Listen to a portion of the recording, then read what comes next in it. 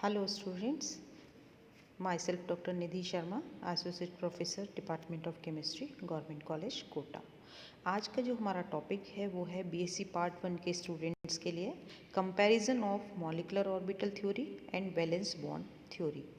कि हम दोनों ही थ्योरी पढ़ चुके हैं, मॉलिकुलर ऑर्बिटल थ्योरी और वैलेंस बॉन्ड थ्योरी भी पढ़ चुके हैं। अब इसमें हम करेंगे कंपैरिजन। देखिए, दोनों ही थ्योरी अपनी जगह सही हैं, लेकिन दोनों थ्योरी में कुछ समानताएं हैं और कुछ इनमें डिफरेंसेस हैं, कुछ सिमिलरिटीज़ हैं और कुछ डिफरेंसेस हैं। हम उन्हें कंपेयर करेंगे। पहले हम करते हैं सिमिलरिटीज़ को कंपेयर।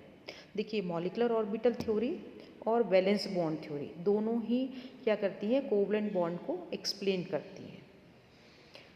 और दूसरा क्या है, ये फर्स्ट पॉइंट हो गया। दूसरा पॉइंट क्या है कि दोनों के द्वारा जब बॉन्ड बनता है तो सेम एनर्जी के और सेम सिमेट्री वाले एटॉमिक ऑर्बिटल्स ओवरलैपिंग में भाग लेते हैं।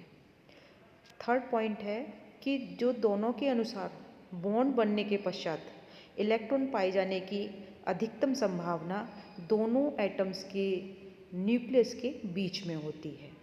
जो दोनों न्यूक्लियस के बीच का जो क्षेत्र है उसमें संभावना होती है। और एक पॉइंट क्या है इसका समानता का कि दोनों थ्योरी के अनुसार बॉन्ड जो है नेचर वाइज कैसा होता है, डायरेक्शनल होता है, दिशात्मक।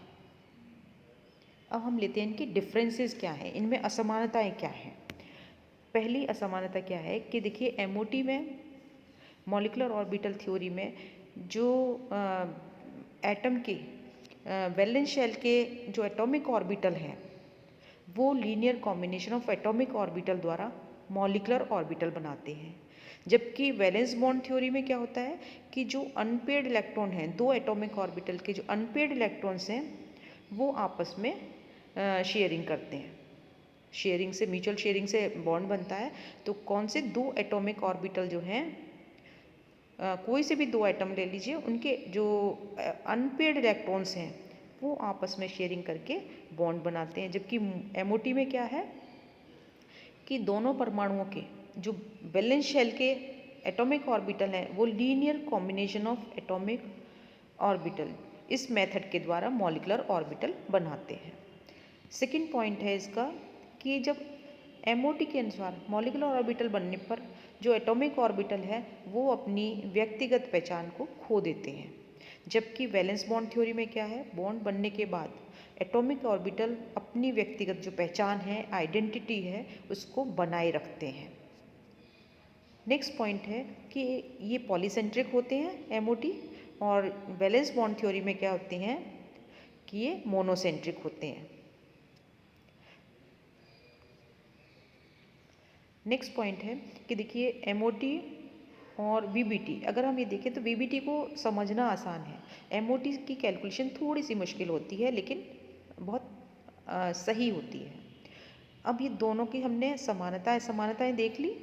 अब हम ये देखेंगे कि एमओटी और वैलेंस बॉन्ड थ्योरी में कौन सी थ्योरी बेस्ट है।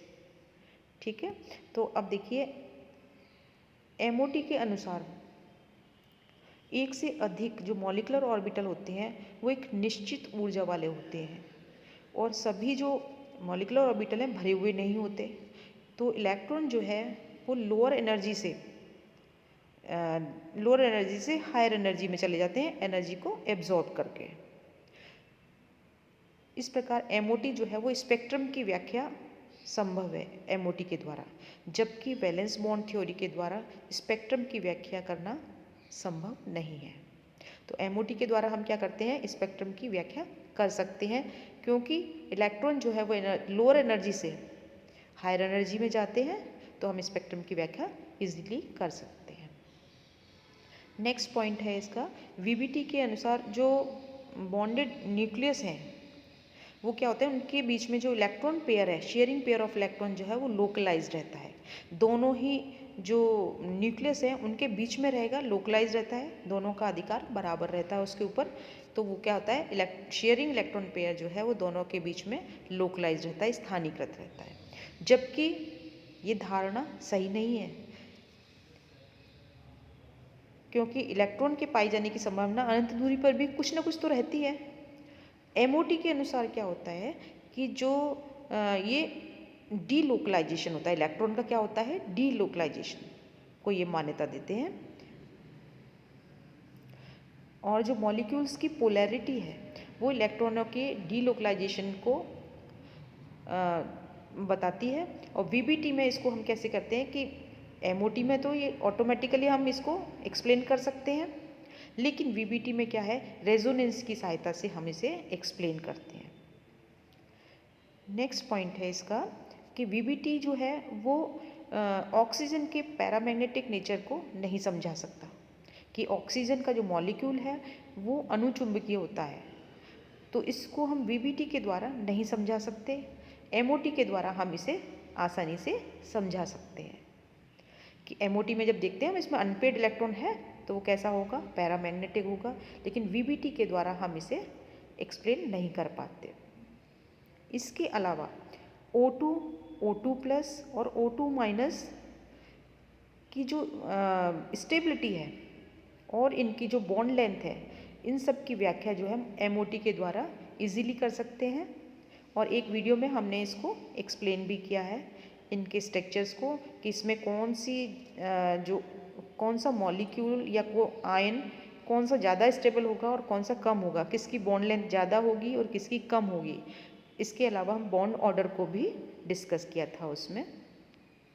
देखिए जो ऑड इलेक्ट्रॉन्स हैं, ऑड इलेक्ट्रॉन्स मतलब विषम इलेक्ट्रॉन जो हैं, ऑड इलेक्ट्रॉन वाले जो मॉलिक्यूल्स हैं जैसे H2 प्लस, O2 माइनस की व्याख्या हम वीबीटी से नहीं कर सकते।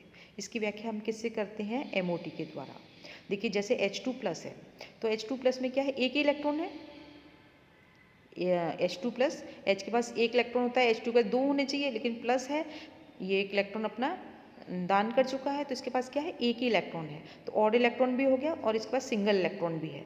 अगर वीबीटी से हम इसके एक्सप्लेन करना चाहें तो हम इसको नहीं कर सकते, क्योंकि एक ही इलेक्ट्रॉन है तो बॉन्ड कैसे बनेगा। वीबीटी के अनुसार तो क्या है, दोनों एटम से एक एक इलेक्ट्रॉन की शेयरिंग होगी, लेकिन यहाँ पर तो इलेक्ट्रॉन ही सिर्फ एक है, तो हम इसको एक्सप्लेन नहीं कर सकते। हम किससे एक्सप्लेन करते हैं, एमओटी के द्वारा।